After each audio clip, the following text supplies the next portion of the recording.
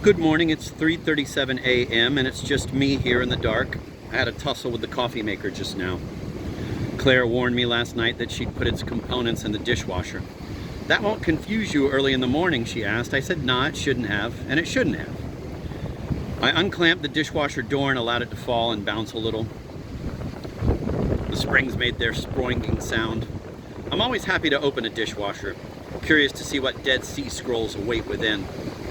I pulled on the top cage of dishes, feeling how smoothly its rollers rolled in the dark, making a sort of soft thunder as the extenders slid out and a little jingle when they reached their limit. And as soon as I began filling up the dishes to try to find the filter basket, I encountered, faintly lingering there and radiating upward, the living traces of warmth from the long-completed dishwashing cycle. Hints of heat persisting 7 hours after I cranked the dial to normal wash. How could the machine have held the warmth this far into the early morning? Insulation, of course. That was the easy answer, but there was a further reason. In the upturned bottoms of all the mugs were shallow tide pools of warm water. These residual heat sinks, along with all the molecules of agitated ceramic in the plates and mugs and all the forky forests of silverware, worked like radiators.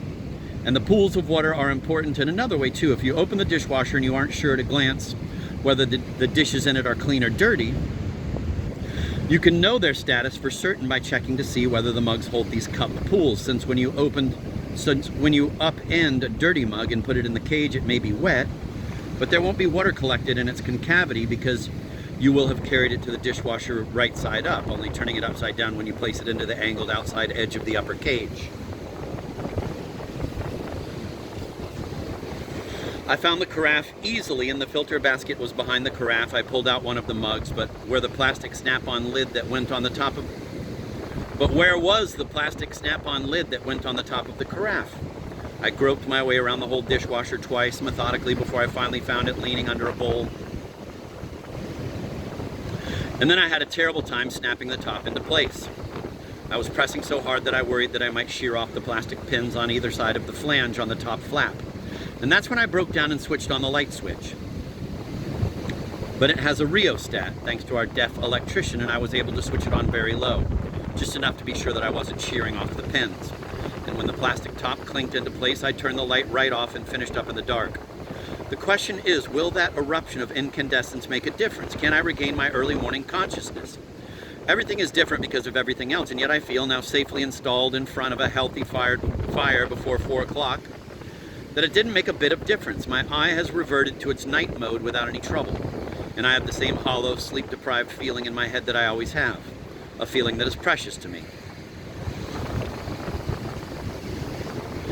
I started today's fire with a crumpled up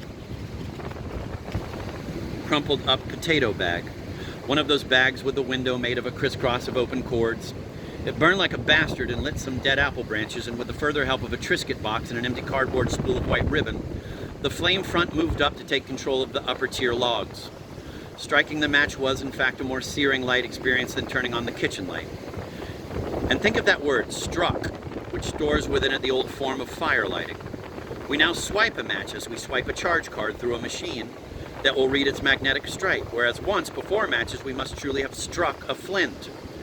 And maybe the early matches were things you did whack against something, as you would strike two flints together rather than swiping them, though I doubt it. As I remember, the hard-boiled detective novels have characters who scratch a match, which is a good way of saying it. Diamond strike-on-box matches these are, made in the USA, according to an emblem on the front. Just now I stretched, looking over to my left at a table that is now in darkness, but during the day holds a coffee table book of Wayne Thiebaud paintings, including a very good painting of bowls of soup, some pumpkin, some pea. While I stretched, thinking of the soup bowls, my hand strayed under my pajama top and my middle finger found its way into my belly button, where it discovered some lint. I rolled the lint into a tube, as one does, and having done so, I became curious about what such a tube would look like if it burned. I tossed it into one of the spaces between the coals. It went orange for a moment, fattened, and then darkened. It is still there now, but it will be lost when I stir the coals.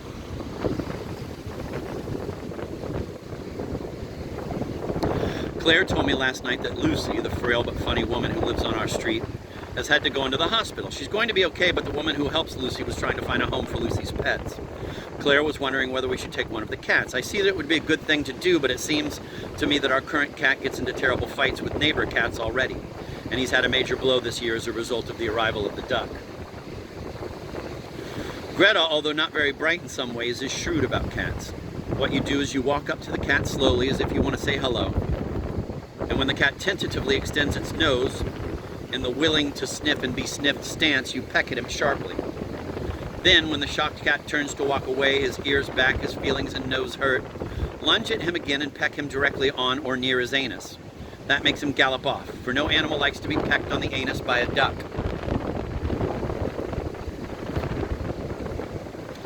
Here is, since it has come up again, how we got the duck. Phoebe went to camp this summer, a camp that had llamas, goats, small noisy pigs, and ducks. The ducks had ducklings, and Phoebe called to tell us that there was going to be a lottery, the winner of which would take home a duck. Could she enter the lottery? There were 600 children at the camp, although I hesitated. I thought it was all right to say yes to the lottery because the chance of our ending up with the duck was tiny. Only 4 families said yes to the lottery, however, and there were, it turned out, 6 ducklings. Having won, Phoebe picked the smallest one, small but she thought perky, and we put her in a cardboard box and drove her home. And now we have this brown duck who has enriched our lives considerably. 1 cat and 1 duck is enough, however.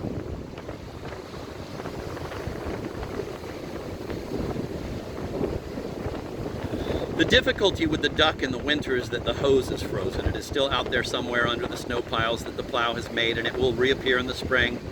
But it has disappeared for now. Up till the first blizzard, we were filling a plastic wading pool for Greta to use.